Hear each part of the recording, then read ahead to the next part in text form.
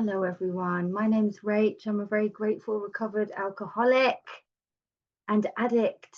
And welcome to Infinite Power and Love. This book study on a Friday. I can't believe we're in A Vision for You. We're on page 151. We've gone through the whole book. And before we go into this chapter, let's just read step 12 together. I always like to read the step that we're actually on. So it's on page 60 and it says, having had a spiritual awakening as the result of these steps, we try to carry this message to alcoholics, plural, and to practice these principles in all our affairs. So what a beautiful step. I mean, we're here at this stage of the book and gosh, we've gone through. I was talking to a sponsee this morning about, steps 1 to 3 being quite simple. Admitted we were powerless over alcohol. We either know that or we don't. Step 2, came to believe. I'm either willing to believe or I'm not. Step 3, made a decision to turn our will and our life over to the care of God. Am I making a decision to go ahead with the steps? I don't quite know how to turn my will and my life over to the care of God yet. That comes as I do this inventory fearlessly, thoroughly. Share it with my sponsor in step 5. Hi, Dolores. And, start to see these character defects that come out of step 5. And then, become entirely ready. Hi, Cindy. To let God remove these defects of character, then humbly ask him to remove these shortcomings. We make our amends. We start to do personal inventory. We start to seek to improve our conscious contact with God through prayer and meditation in step 11. And then here we are. We're right near the end of the book. For those that have just joined, we're on page 151. We're on A Vision for You, chapter 11. Actually, I've just noticed, how come there aren't 12 chapters? I've just noticed that, actually. Usually I love the little 12 coinkydinks in. Oh, there is the doctor's opinion. Oh, beautiful, beautiful, beautiful. Okay, so chapter 11, A Vision for You. For most normal folks, drinking means conviviality, companionship, and colourful imagination. So conviviality means friendly and lively. And you can just imagine, can't you, the joy, the hi Sarah, the joy, and I'm just sort of thinking of Christmas vibes when everyone's merry and everyone's happy and the vibe is light and fun. And it says it means release. We're just on page 151. It means release from care, boredom, or worry. It is joyous intimacy with friends and a feeling that life is good. But not so with us in those last days of heavy drinking. The old pleasures were long. I've put long in my book, but it doesn't say that. The old pleasures were gone. And here I just did a little cross-reference to 2 places. The first place is on page 21, where Bill Wilson is talking about the real alcoholic. And just at the bottom of the page on 21, it says, so 1, 2, 3, 4, 5 lines up. It says he uses his gifts to build up a bright outlook for his family and himself, and then pulls the structure down on his head by a senseless series of sprees. He is the fellow who goes to bed so intoxicated he ought to sleep the clock around, Yet early next morning, he searches madly for the bottle he misplaced the night before.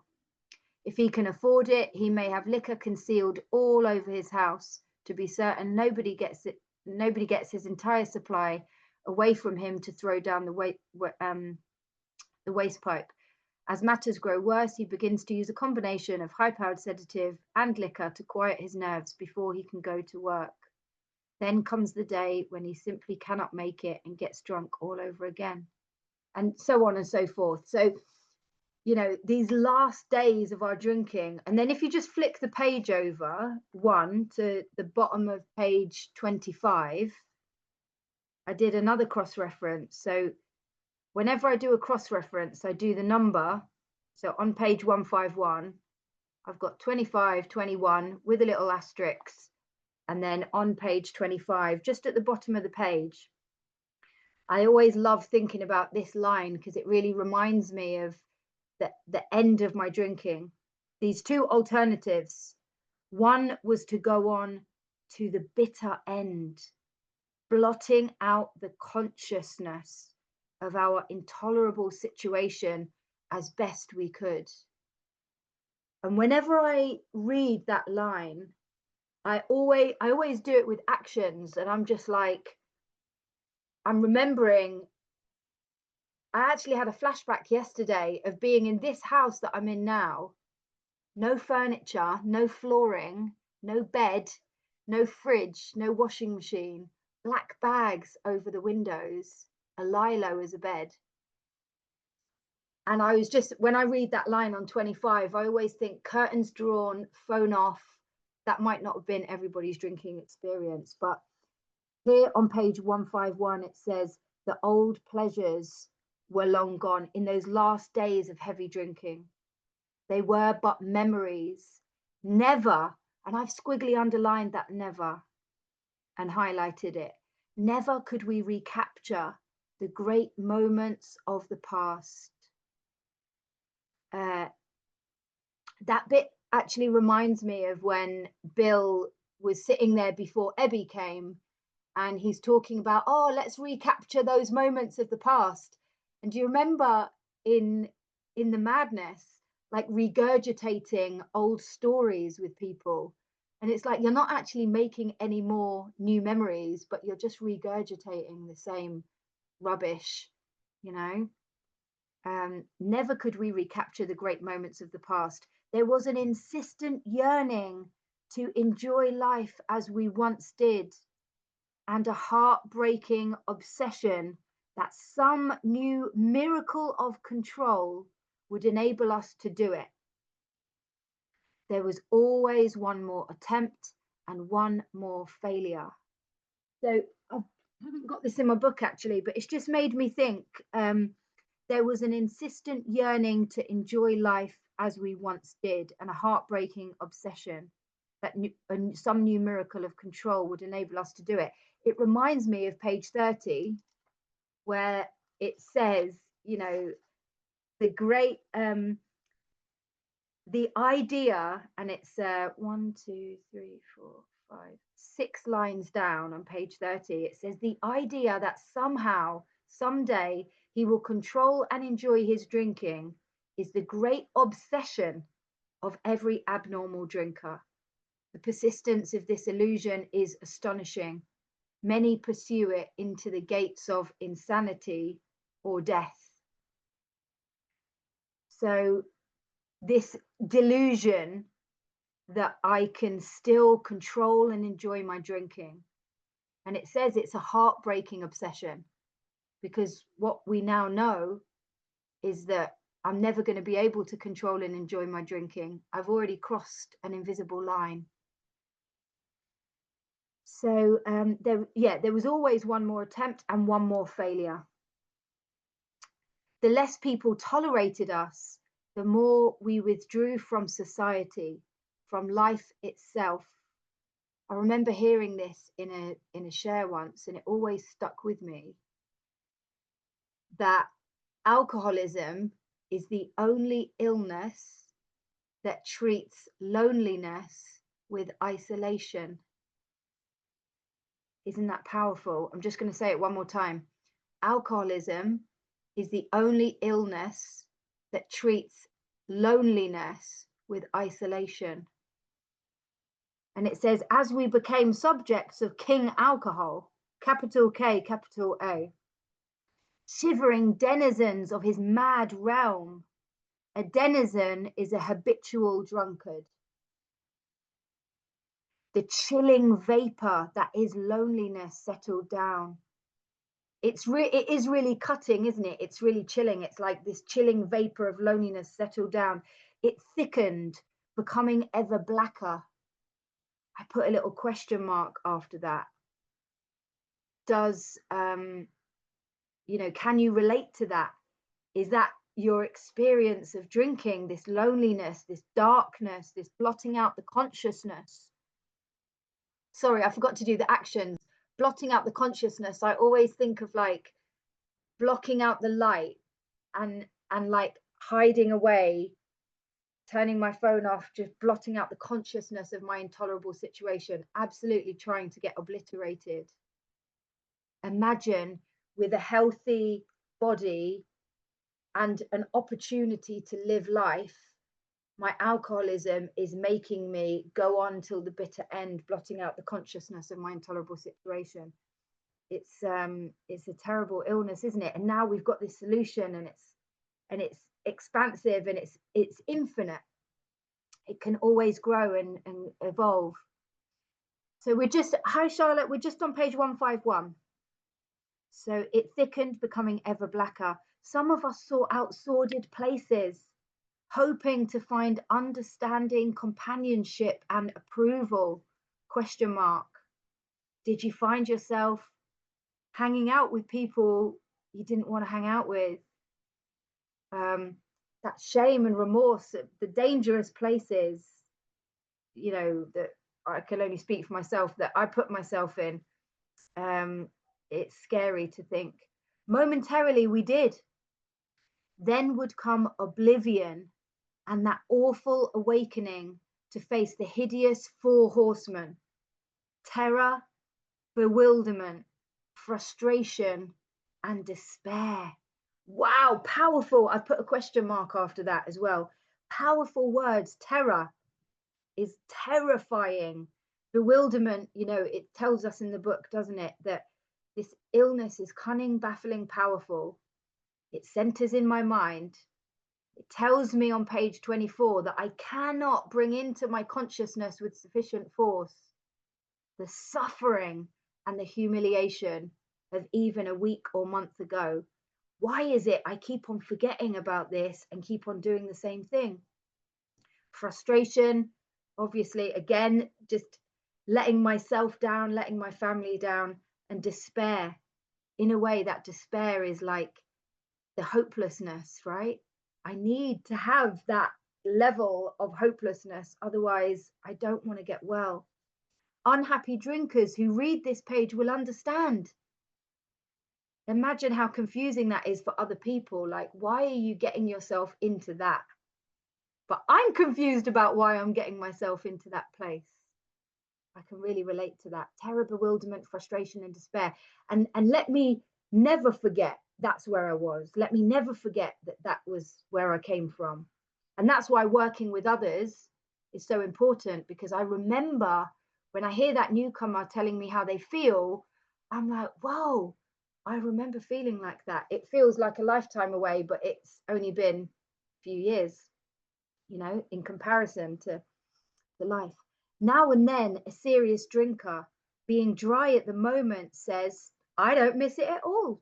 Feel better, work better, having a better time. As ex-problem drinkers, we smile at such a sally. So a sally is like a witty or lively remark. It's also a diversion from an argument. So somebody trying to avoid an argument, it also was defined as like a bit of a counter-attack with a kind of deflection. We know our friend is like a boy whistling in the dark to keep up his spirits. He fools himself. Inwardly, He would give anything to take half a dozen drinks and get away with them. He will presently try the old game again, for he isn't happy about his sobriety. And I've put a question mark after that. And I always talk about like enthusiasm. You know, Bill Wilson said, my wife and I abandoned ourselves with enthusiasm to helping other alcoholics. It's back in Bill's story. I think it's page 14 or 15. I can't remember. But if I'm not happy about my sobriety, I'm never going to be able to maintain it for the rest of my life. So my attitude towards my recovery has got to be one of enthusiasm, positivity, optimism.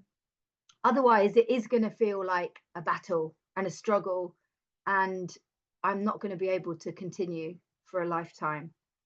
So that's why I like to, I don't know if that's a horrible saying, like stick with the winners, but I'm attraction rather than promotion. I'm attracted to those people who like being sober, who enjoy their life sober. And if I'm stuck in the bedevilments and I'm in fear and resentment, which can happen at times, it's just about keeping a check. This is again why inventory is so important, because I can keep on top of my spiritual sobriety, my emotional sobriety. And this is talking about, people who are pretending that they're enjoying sobriety, but they're not really. And I just want to mention as well, like the importance of utter honesty with our sponsors. How lucky are we to have sponsors where they can receive our inventory, all of the truth, like no stone unturned. So I always think that's really important, to be really, really honest in my inventory, if I'm up, down, left, right, whatever, in my nightly review and spot checks. So back on page 152, he cannot picture life without alcohol. Someday he will be unable to imagine life either with alcohol or without it. Question mark. Do you remember that place? Do you remember that place where it's like, I can't live with it and I can't live without it? It's just so horrific. It's so horrendous. Then he will know loneliness such as few do. He will be at the jumping off place. He will wish for the end.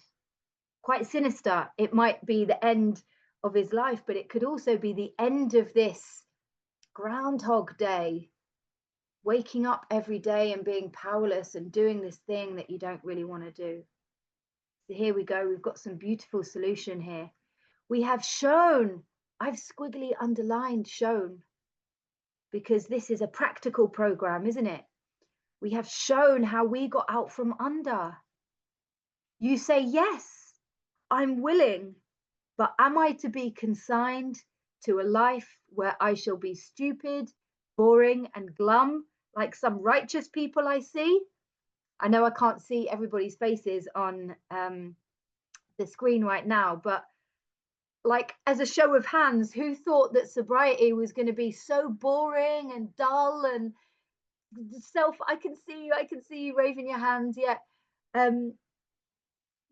What my agnostic, like, what I didn't know, I had no experience of sobriety, but I had a judgment, a preconceived idea about what it was going to be. So I can totally relate to this. Stupid, boring, and glum. If people didn't drink or use, I just automatically thought, we're not going to get on.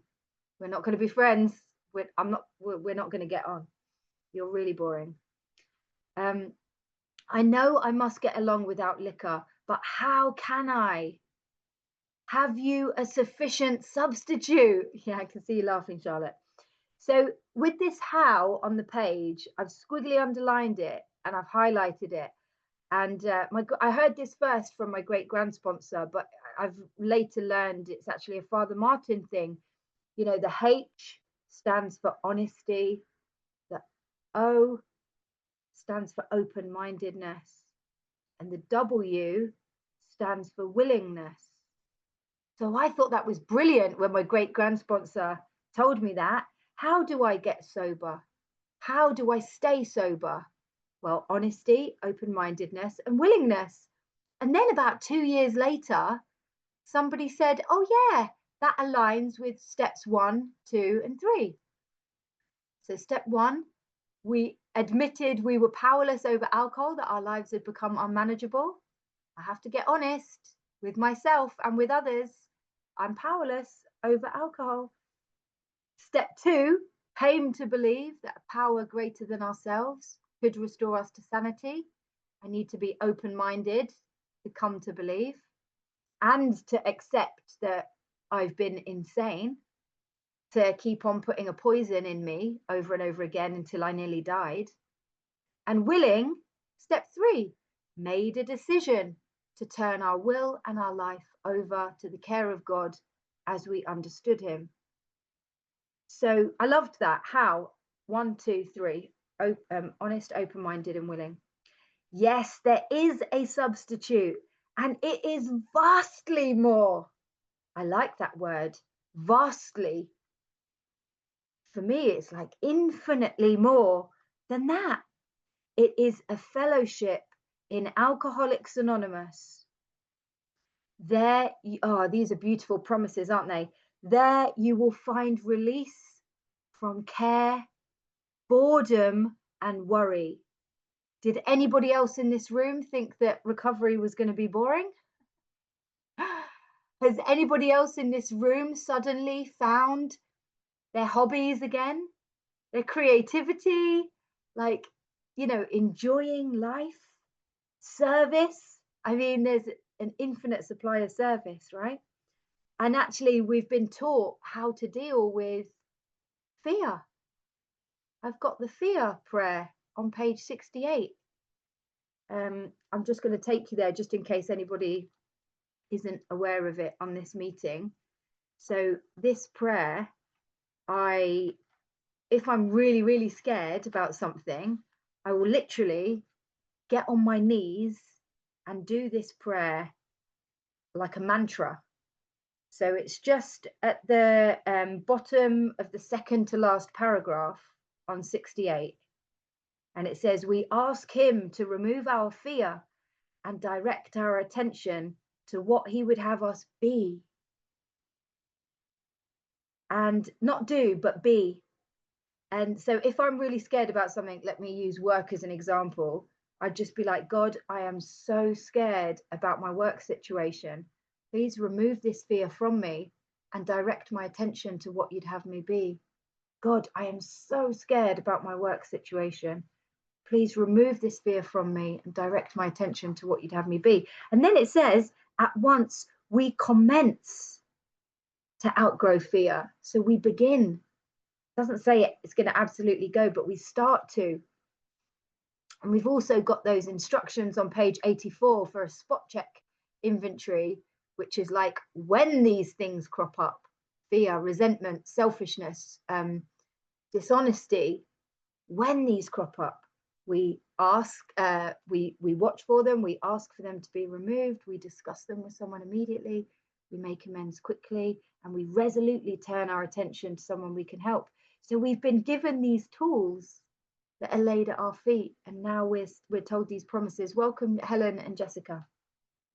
We're just on page 152. So there you will find release from care, boredom, and worry. Your imagination will be fired. Life will mean something at last.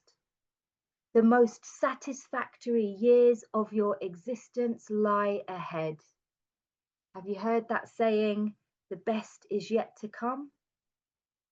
I love that, because this infinite journey that we're on, this spiritual journey, is never ending. We're just in this human world, so there's an infinite supply of wisdom and spirituality for us to touch on, for us to experience.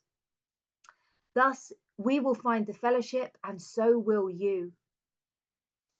So that's another beautiful promise, isn't it? And so will you. How is that about to come? How is that to come about, you ask? Where am I to find these people? You are going to meet these new friends in your own community.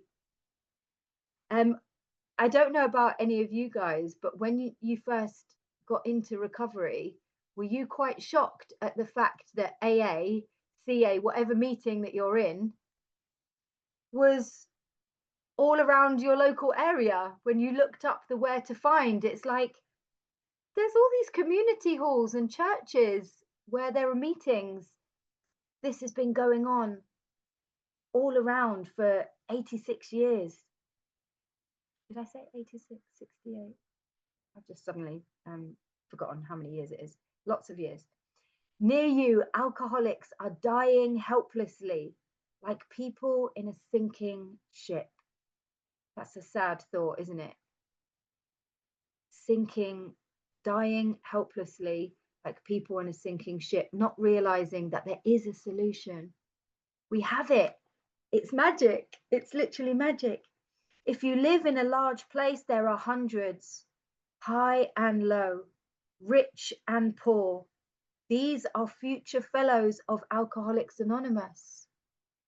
And again, just to reiterate that kind of like attraction rather than promotion, isn't it funny how when we get well, our whole deportment shouts that we are people with a real answer? We start to integrate back into life again. People start to see, hear, experience that we are recovered.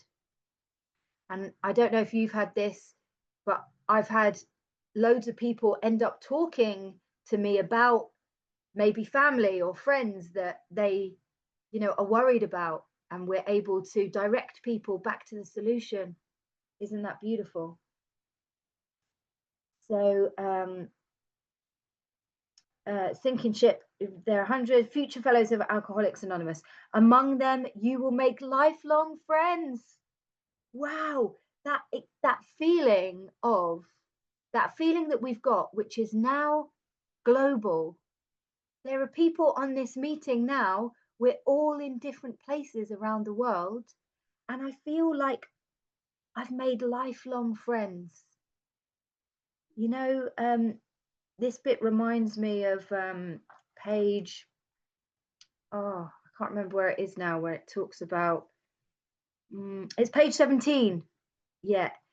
The feeling of having shared in a common peril is but one element in the powerful cement which binds us, but that in itself would never have held us together as we are now joined.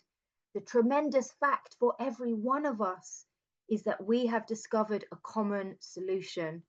We have a way out on which we can absolutely agree, and upon which we can join in brotherly and harmonious action. This is the great news this book carries to those who suffer from alcoholism. So this is lifelong friends. You will be bound to them with new and wonderful ties. I might just put that little cross reference in because it's quite good. So on page 152, I'm going to put 17. And on page 17, I'm going to put 152. Yeah. And isn't it funny how I've got friends and family members who know me, I know them, I love them, they love me, but I feel like I've made bonds and connections in recovery that feel so deep. Like my sponsor knows me better than any of my family know me, because she gets my inventory every night. She gets my nightly review and my spot checks. You will be bound to them with new and wonderful ties, for you will escape disaster together, and you will commence shoulder to shoulder your common journey. I love that. I've squiggly underlined that shoulder to shoulder. I love that, just that vision and that idea of we're both equal. We're humbly walking this path of spirituality together. There's no hierarchy, better or worse. The sponsor is just a recovered alcoholic or addict armed with the facts. They've just had a bit more experience in recovery, and we're walking shoulder to shoulder. Then you will know what it means to give of yourself, that others may survive and rediscover life. You will learn the full meaning of love thy neighbor as thyself. So we're in step 12 now. We've had this spiritual awakening, and now I understand that my primary purpose is to be of use and help, and I actually can love other people without trying to just take for myself. And that's gone from where it explains in step 3 all around this selfishness and self-centeredness, that being the root of my trouble. Now I get to survive and rediscover life. Life has taken on new meaning, free from care, boredom, and worry. My imagination has been fired. I mean, this stuff is magic. It may seem incredible that these men are to become happy, respected, and useful once more. They're beautiful words, aren't they? Happy. Just flicking back to that terror, bewilderment, frustration, and despair, to happy, respected, and useful once more. Just thinking about the opposite of respected. I've just been speaking to a sponsee actually about our old behavior and feeling humiliated publicly because of our behavior and how that affected our self-esteem. And now we can hold our head up. It tells us in step 5, after we do our step 5, that we can look the world in the eye. We can sit at perfect peace and ease. Respected and useful, full of use once more. How can they rise out of such misery, bad repute, and hopelessness? That word hopelessness, it's not squiggly underlined. I might squiggly underline it. It's so important because, it's the whole way through the book. I need to experience that hopelessness before I take this seriously. The practical answer, I've got that squiggly underlined as well, because I like the fact that this is an action program. It's a practical program. It's a way of life. The practical answer is that these things have happened among us. They can happen with you. Promise. Facts. Evidence. And then I've put a little 1 here. Should you wish them above all else? And I've put a question mark. If I remember that my recovery is always at the center, my relationship with God has to be at the center, and then everything else can surround it, even like my family, my biggest cares, my hopes and dreams, all of that. Do I wish this thing above all else? Am I following the direction? Because it then says, and be willing to make use of our experience. I've put a question mark. So I always like to think of this, which is a bit sad, but every single meeting that I go to, usually there's somebody in that meeting who has relapsed or struggling or something, and there are other people who are still remaining to stay sober. One of my sponsees has literally just had a funeral today for her sister, and she's on the phone to newcomers. She's sending out stuff. She's still working a program because she knows she has to during this time of grief. So am I making use of other people's experience? What works, what doesn't work? I know that if I drop my program, especially in times of challenge, if I stop praying, if I stop meditating, if I stop doing service, if I stop showing up, if I stop answering the phone, I've seen other people's experience. I know what happens. And then I've seen people really work a program and still stay clean and sober, no matter what.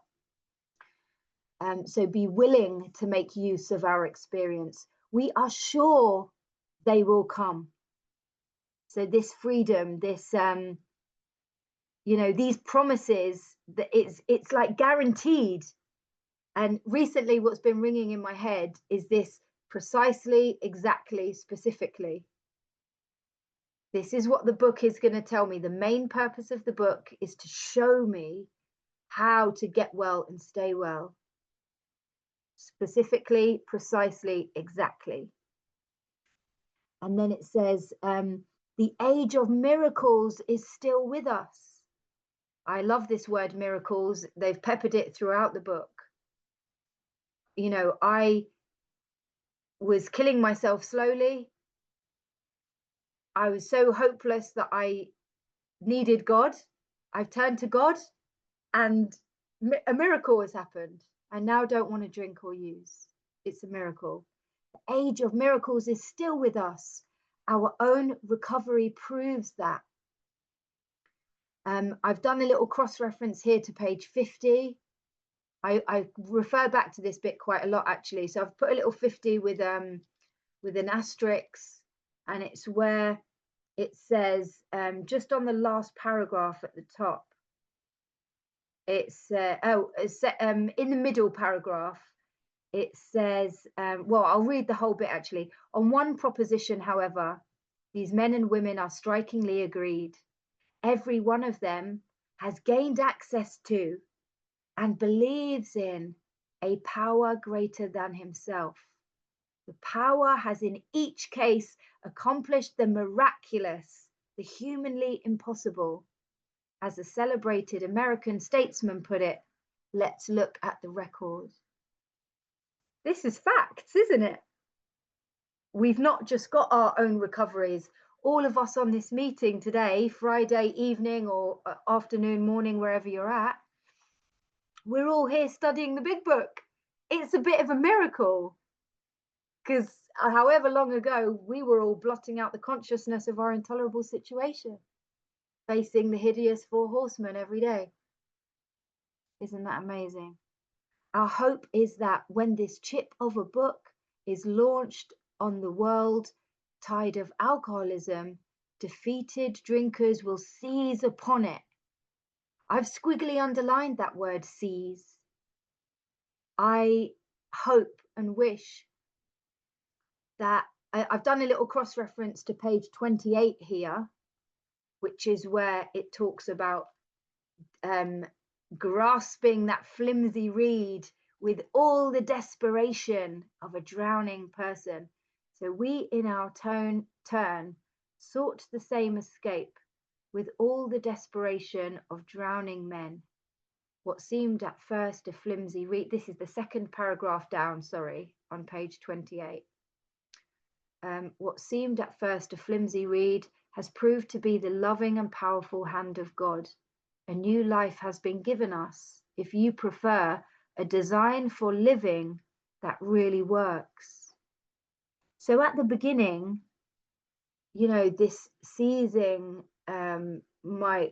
it might seem a bit drastic wherever we're at in our recoveries, but I love the idea of still being hungry and enthusiastic and open-minded and optimistic to this thing that I have on offer, these directions that have been placed at my feet, these spiritual tools. It says, back on page 153, it says, to follow its suggestions, right? So our hope is that when this chip of a book is launched on the world tide of alcoholism, defeated drinkers will seize upon it to follow its suggestions. I just thought of another bit. What bit was I thinking of? I was thinking of page 98, where it talks about working with a prospect and don't waste your time if they're not ready. So I don't know if 96, sorry. To spend too much time on any one situation is to deny some other alcoholic an opportunity. So hopefully that, this vision for you is what we have on offer when we work a 12-step program. Some people I know, they take sponsees straight to this bit to start with. I like to, personally, I start at the beginning and go through, but hey, I'm open-minded. Whatever works, right? Some people start on step 11, I know, because it's like prayer and meditation. So to follow its suggestions, many we are sure will rise to their feet and march on. I didn't want to do too many cross references because it might be a bit back and forthy, and I haven't written it down, but there is a bit that talks about the biblical reference of people taking their beds and walking again, but I can't remember exactly where it is. They will approach still other sick ones, and fellowships of Alcoholics Anonymous may spring up in each city, hamlet, havens for those who must find a way out. I love this word, havens. It means a place of safety and refuge. Isn't that lovely? A place, we've got Alcoholics Anonymous, or whatever fellowship you're in, is a place of safety and refuge forever. I can always show up and have that same language of the heart anywhere in the world, physical or online. Aren't we lucky? In the chapter Working with Others, you gathered an idea of how we approach and aid others to health. Suppose now that through you, several families have adopted this way of life. One of my friends in recovery does this mathematical, I can't do it, it will blow my mind, but he literally says, if I help 7 people, and then you help 7 people, and then they help 7 people, and then they help, and he does this whole, and he talks about the impact of us just helping another person, and how that affects not only the alcoholic or addict, but also the families, the communities around that person. I mean, we are heroes, right? We are like changing the world, literally. So several families have adopted this way of life. You will want to know more of how to proceed from that point. Perhaps the best way of treating you is to a glimpse of your future will be to describe the growth of the fellowship among us. Here is a brief account. So they're going to give us some history now. Years ago, in 1935, one of our number, so that's Bill Wilson, made a journey to a certain western city. So that's Akron, Ohio. From a business standpoint, his trip came off badly. Had he been successful in his enterprise, he would have been set on his feet financially, which at the time seemed vitally important. I've got a little question mark there. Before you came into recovery, did you have something that you felt was more important than your recovery? You know, I actually did. I was homeless for a bit, and I thought, well, my main thing is going to obviously be getting a house because I'm homeless. I'm living in a tent. It tells us, doesn't it, in the book, that any kind of trying to scramble back, I have to get right with God first. Everything else will follow after. So, and it also tells us that these things that used to matter to us don't even matter so much. So Bill Wilson had this mindset, didn't he? He's chatting in the, you know, in the jazz clubs, chatting in millions and trying to be this big, you know, rich guy, and it all fell on its face, but good that it did, right? Because otherwise we wouldn't be here. It says, but his venture wound up in a lawsuit and bogged down completely. The proceeding was shot through with much hard feeling and controversy. Bitterly discouraged, he found himself in a strange place, discredited and almost broke. Still physically weak, and this is really important, and sober but a few months. So I've squiggly underlined that and highlighted it. And it still scares me, I have to be honest, and I hope you're going to forgive me if I sound judgy in any way. But I've got a sponsee at the moment, and her old sponsor was saying, just be sober for at least a year before you sponsor. And it's so dangerous because it tells me in step 1 that I'm powerless over alcohol, that my life has become unmanageable. When the drinking and the using stops, it's my unmanageability that takes me back out of the door. It's step 12 is having had a spiritual awakening as the result of these steps. We tried to carry this message to other alcoholics and to practice these principles in all our affairs. So it's telling me in step 12 to give this thing away to alcoholics, plural.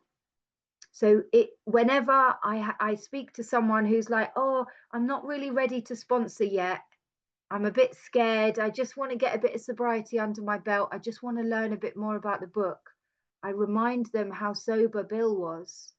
He was only sober for a few months, and Ebby was only sober for 2 months before he came to do his 12-step call with Bill Wilson. So this is how our program was started, our fellowship was built. So, and sober but a few months, he saw that his predicament was dangerous. He wanted so much to talk with someone, but whom? One dismal afternoon, he paced a hotel lobby, wondering how his bill was to be paid. At one end of the room stood a glass-covered directory of local churches. Down the lobby, a door opened into an attractive bar. He could see the gay crowd inside. I'm just going to show you a picture of the Mayflower Hotel. That's where our Bill Wilson was, pacing a hotel lobby, just on the cusp, thinking, what am I going to do? My business has gone badly. I've been discredited, lawsuit, bogged down. What am I going to do? He paced this hotel lobby. Down the lobby, a door opened to an attractive bar. Just thinking about how comfortable, how, that release from boredom, care, and worry, that attraction over there. He could see the gay crowd inside. In there, he would find companionship and release.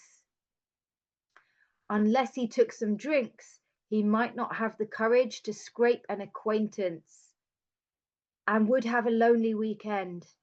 Well, if you can relate to that and you drank, whether it was daily or whenever you used to drink, socializing whilst being lubricated and then having to socialize sober is quite a big deal, isn't it? Because all of a sudden you just feel like really human and really anxious and not kind of inebriated with this substance. He said, of course he couldn't drink, but why not sit hopefully at a table, a bottle of ginger ale before him? After all, had he not been sober 6 months now? So there we go, he's been sober for 6 months. His delusion, his mind is telling him, yeah, you can sit in the bar and have a bottle of ginger ale. You're not going to make any friends unless you do that. But it says, oh, perhaps he could handle, say, 3 drinks, no more. Delusion, insanity, cannot differentiate the true from the false. cannot bring into sufficient force the memory and the suffering of even a week or month ago, right? And then it says fear gripped him. He was on thin ice. Again, it was that old insidious insanity, that first drink. With a shiver, he turned away and walked down the lobby to the church directory. This bit always makes me feel weird. It makes me feel weird. I'm just like, this is Bill Wilson's God consciousness. Ebby Thatcher has come to see him before, 6 months prior, and sat with him at the table. And they've talked about the 12 steps. They've talked about the 6 tenets of the Oxford group. They've talked about these 4 absolutes. They've on page 13, Bill Wilson talks us through. Let me just double check. I'm pretty sure it is 13, but yeah, on page 13, you know, in Bill's story, he's talking about him going through the steps with Ebby Thatcher. So before that point, Bill Wilson was trying to get people well, but it wasn't working. Only he was staying well. And now, you know, this is about to change, and it just, we wouldn't all be here if it wasn't for this, all of these moments. I always get quite emotional when I read this chapter, especially with a woman, and we've got to this point because, you know, so many people don't get to this point of the book, right? Music and gay chatter still floated to him from the bar. But what about his responsibilities? I've squiggly underlined and highlighted responsibilities, the responsibility statement. And I've also got in my original book, thinking of others.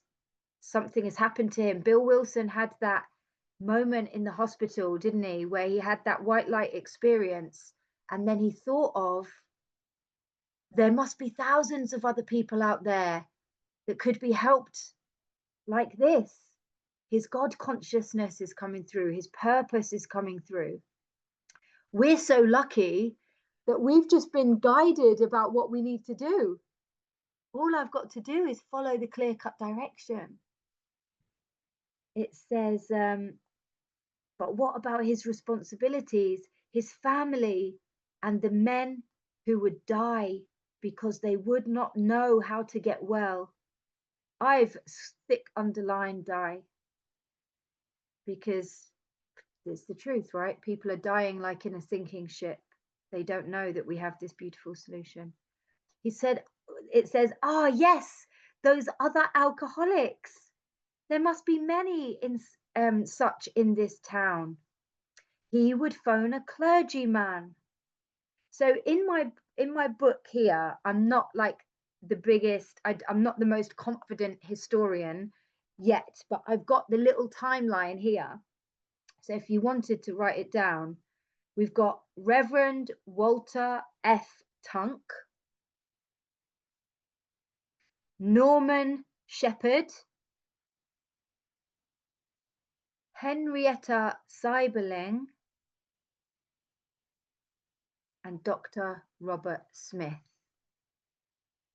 So this little timeline of people who got Bill Wilson to Dr. Bob. And what, I mean, if those people didn't connect, we wouldn't all be here today. And I love this bit. His sanity returned. Because remember that insidious insanity, that first drink. Bill had been treated in Towns Hospital many a time, and he'd always drank again and couldn't understand it. But now he's had all of the pieces to the puzzle.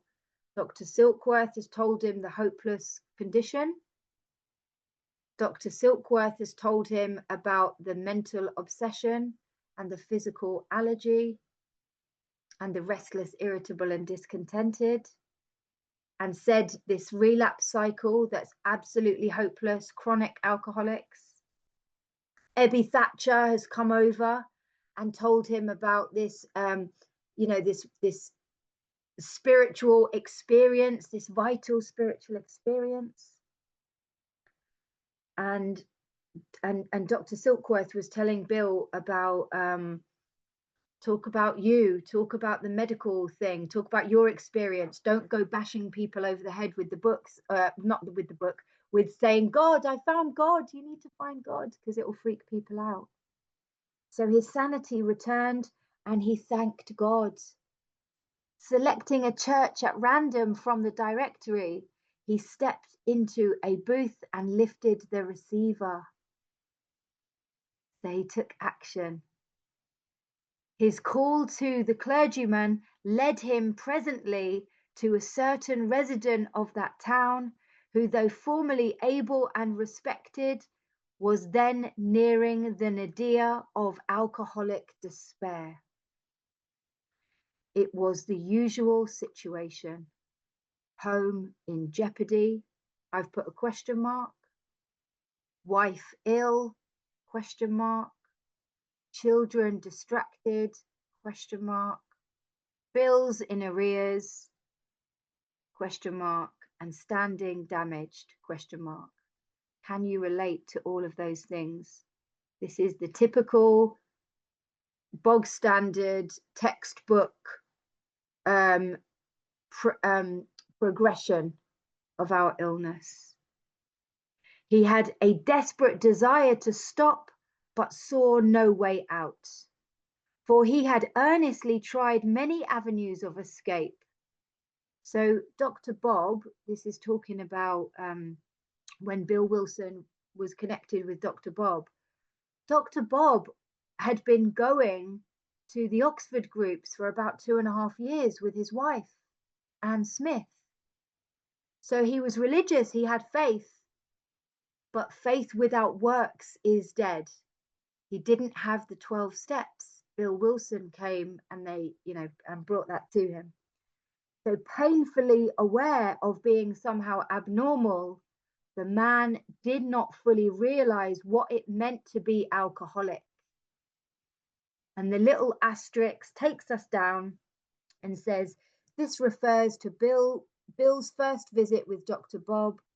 These men later became the co-founders of AA. Bill's story opens the text of this book, and Dr. Bob's heads the story section. And I heard that Bill Wilson had a bigger ego than Dr. Bob, so he wanted to be at the front, and Dr. Bob was really humble, so he wanted to be at the back. And another little coinkydink, or whatever, not coinkydink, but Dr. Silkworth starts off before Bill's story, and then we've got Dr. Bob. So it's sandwiched by doctors, and Dr. Bob paid attention when Bill Wilson brought the 12 steps, but the medical estimate of our chronic fatal progressive illness, that he then understood what his problem was, and he saw and felt that Bill was a recovered man and had a solution. So, wow, okay, there we are. We're halfway through. So there's probably one more of this book study, I reckon, maybe, or maybe two. I'm going to stop the recording and leave this open to you guys to share back on what we've just read. Thank you so much for being here.